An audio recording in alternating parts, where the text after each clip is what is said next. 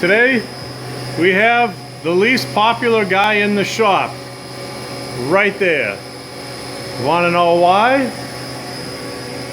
Because of these things right here. Here we see him in the machine, ready to go.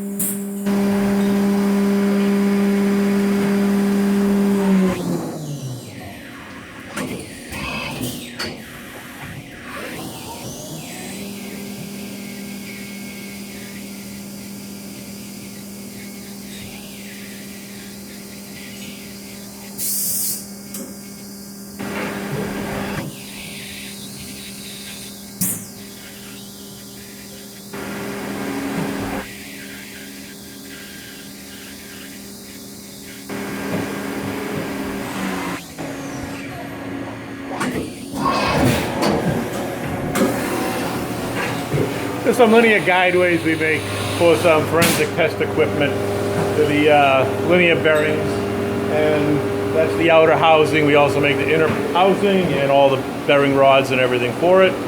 And this is Saturday at work, Crosby Machine Company. Nice and quiet, except until this guy gets making all the noise over here with that 1-inch cutter. Anyways, hope you're having a good day. Ciao.